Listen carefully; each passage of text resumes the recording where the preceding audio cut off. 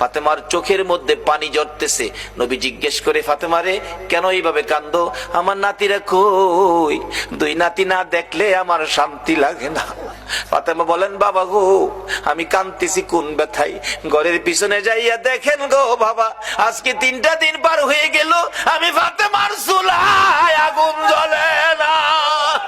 আপনার আদরের দুই নাতি না খাইয়া থাকতে থাকতে পেটের খিদার যন্ত্রণায় ঘরের পিছনে গলাগুলি করে নানা নানা কইয়া কাঁদতেছে গো বাবা।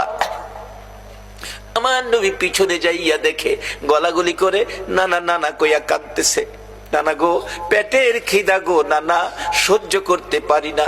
আমার নবী বেরিয়ে গেলেন। ঘুরতে ঘুরতে যাইতে যাইতে একটা ইহুদির বাগানে আমার নবী চাকরি নিলেন।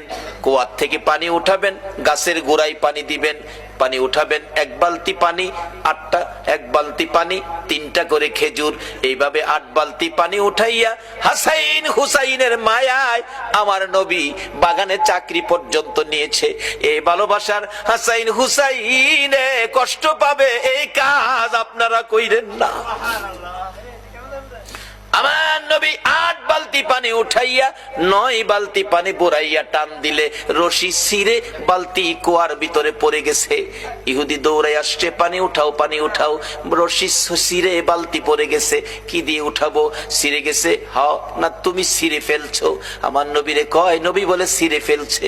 আমার নবী বলেন, ইহুদি রে, আমি ছিঁড়ি নাই, ছিঁড়ে পড়ে গেছে। এই পর্যায়ে 1 কথা 2 কথা রাগ হইয়া নিষ্ঠুর ইহুদি, যেই নবীর চেহারায় জীবনে কোনদিন মশা মাছি বসে না, আমার নবীর গাল মুবারকে ইহুদি থাপ্পড় লাগাইয়া দিছে।